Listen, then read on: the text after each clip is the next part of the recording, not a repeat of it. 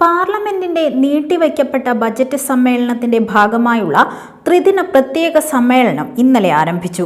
21ാം നൂറ്റാണ്ടിലെ ഏറ്റവും നിർണായകവും മഹത്തരവുമായ തീരുമാനം കൈക്കൊള്ളാനായി ചേരുന്ന സമ്മേളനമെന്ന പ്രധാനമന്ത്രി നരേന്ദ്രമോദിയും BJP വൃത്തങ്ങളും ഉദ്ഘോഷിക്കുന്ന സമ്മേളനം ഇന്ത്യൻ ജനാധിപത്യത്തോടും രാഷ്ട്രത്തോടും ജനങ്ങളോടുമുള്ള കടുത്ത രാഷ്ട്രീയ വഞ്ചനയും രാഷ്ട്രത്തെയും ജനതയെയും ഭിന്നിപ്പിക്കാനുള്ള ഫാസിസ്റ്റ് തന്ത്രവും ഗൂഢാലോചനയുമായിരുന്നുവെന്ന് ചരിത്രം നിസ്സംശയം സാക്ഷ്യപ്പെടുത്തും.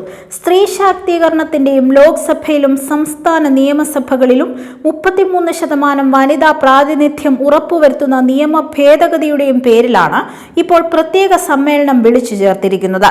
വനിതാ സംവരണം സംബന്ധിച്ച ഭരണഘടനയുടെ 2023 106 ഭേദഗതി നിയമം, നാരി ശക്തി വന്ദൻ അധിനിയം 2023 സെപ്റ്റംബർ 19 ചേർന്ന പാർലമെന്റിന്റെ ദ്വിദിന പ്രത്യേക സമ്മേളനത്തിൽ അവതരിപ്പിക്കുകയും 20 ലോക്സഭ 2-നെതിരെ 454 വോട്ടുകൾക്കും രാജ്യസഭ ഏകകണ്ഠമായും പാസാക്കുകയും രാഷ്ട്രപതി ദ്രൗപദി മുർമു തൊട്ടടുത്ത ദിവസം ബില്ലിൽ ഒപ്പുവയ്ക്കുകയും അന്നുതന്നെ ഗസറ്റ് വിജ്ഞാപനത്തിലൂടെ നിയമമാവുകയും ചെയ്തിരുന്നു. 2024 നടക്കുന്ന ലോക്സഭാ തിരഞ്ഞെടുപ്പോടെ സംവരണം നടപ്പാക്കണമെന്നായിരുന്നു പ്രതിപക്ഷ ആവശ്യം.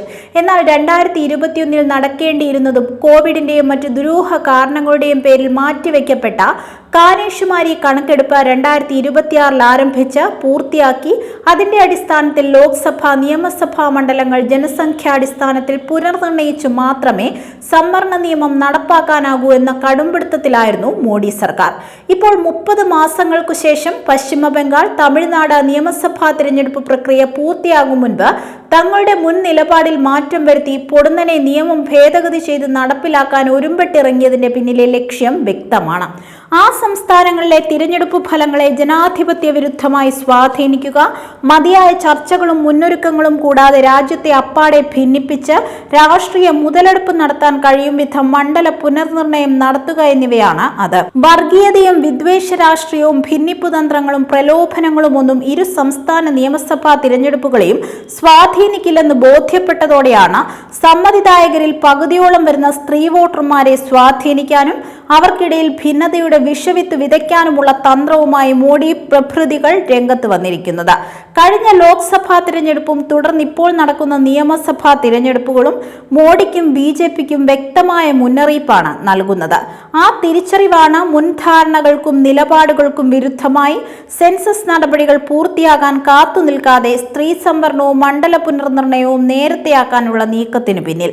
മണ്ഡല പുനർനിർണയം കേവലം ജനസംഖ്യാ അടിസ്ഥാനത്തിൽ നടത്തുന്നതിനെക്കുറിച്ചുള്ള ആശങ്കകൾ ഉയർന്നപ്പോൾ നിലവിൽ സംസ്ഥാനങ്ങൾ തമ്മിലുള്ള അനുപാതത്തിൽ യാതൊരു മാറ്റവും കൂടാതെയാവും ലോക്സഭാ സീറ്റുകളുടെ വർദ്ധിച്ച എണ്ണത്തിന്റെ വിഭജനവും മണ്ഡല പുനർനിർണയവും നടക്കുകയെന്ന് ആഭ്യന്തരമന്ത്രി അമിത്ഷായും വാണിജ്യമന്ത്രി പീയൂഷ് ഗോയലും ആവർത്തിച്ചു പറഞ്ഞിരുന്നു.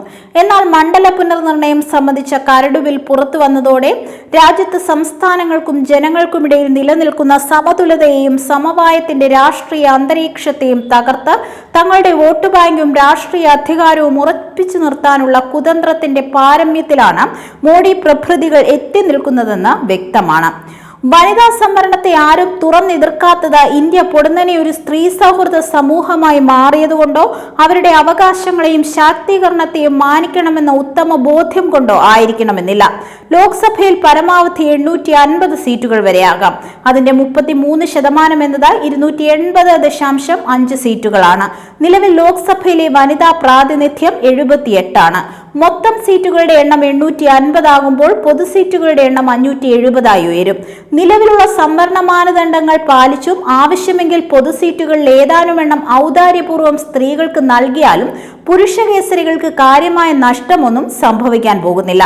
എന്നാൽ വനിതകൾക്കായി സംവരണം ചെയ്യപ്പെട്ട സീറ്റുകളിൽ പട്ടികജാതി വർഗ വിഭാഗങ്ങൾക്കായി മാറ്റിവെക്കപ്പെട്ടവയ്ക്ക് പുറമെയുള്ള സീറ്റുകളിൽ മറ്റു പിന്നാക്ക വിഭാഗങ്ങൾ ഉൾപ്പെടെയുള്ള അവഗണിക്കപ്പെട്ട വിഭാഗങ്ങൾക്കായി സംവരണത്തിനുള്ളിലെ സംവരണ തത്വം പാലിക്കപ്പെടുന്നില്ലെങ്കിൽ അത് വരേണ്യ വിഭാഗങ്ങളുടെ ആധിപത്യത്തിലേക്ക് നയിക്കുമെന്ന ആശങ്ക ശക്തമാണ്. പൊതു സീറ്റുകളുടെ കാര്യത്തിലും ഈ ആശങ്ക പ്രസക്തമാണ്. ഇവിടെയാണ് സംവരണത്തിനുള്ളിലെ സംവരണവും ജാതി സെൻസസും പ്രസക്തമാകുന്നത്.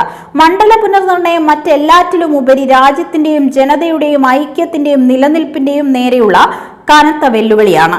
ജനസംഖ്യാടിസ്ഥാനത്തിലുള്ള മണ്ഡല പുനർനിർണയം ദേശീയ രാഷ്ട്രീയ അധികാരത്തിന്റെ മാത്രമല്ല, ദേശീയ വിഭവങ്ങളുടെ നിയന്ത്രണം തന്നെയും ഹിന്ദി ഹൃദയഭൂമിയിൽ കേന്ദ്രീകരിക്കാൻ വഴിയൊരുക്കും.